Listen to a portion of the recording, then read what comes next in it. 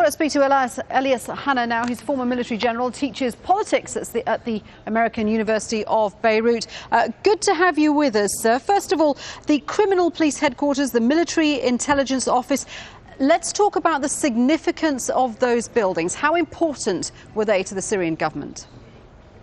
Let's talk first about the capital, which is considered at the center of gravity of this regime.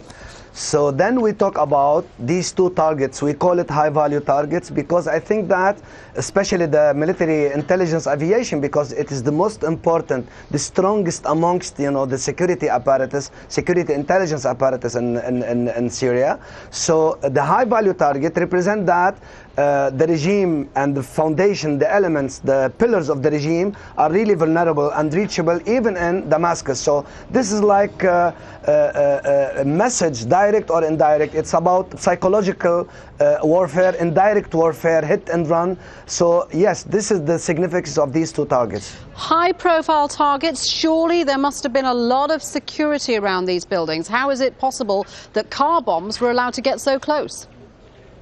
I mean, when we talk about the center of gravity, it's the most guarded, the most secure, should be in principle. So if you want to really execute such kind of explosion, you have to have, there is a cycle. We call it the cycle of explosion or the cycle or terrorist cycle or you name it. So we have to have the people are able to really make reconnaissance of the target or choosing the target, making reconnaissance, and then preparing the tools, the improvised explosive device.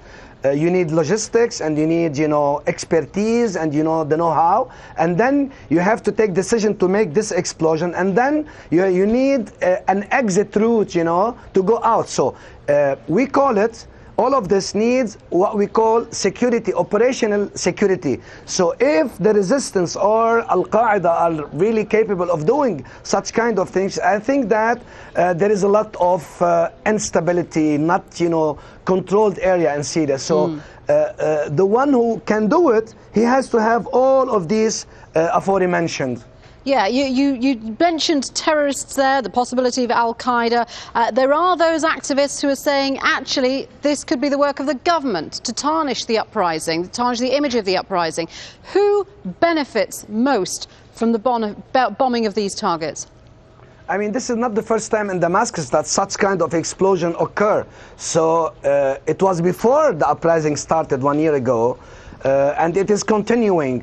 I think that everybody benefits from this kind of things, For the government to say, you see, Kofi Annan, you've been here, and you see that we have to destroy and kill and follow these kind of resistance, which is labeled as terrorist, as well as the resistance would say that, yes, that we can hit you inside and you are highly vulnerable. So everybody, I think, they benefit. But the most important issue here is who can really having this capability and know-how to do such kind of explosion, especially in Damascus, especially around a high-value target, aviation intelligence and the other place.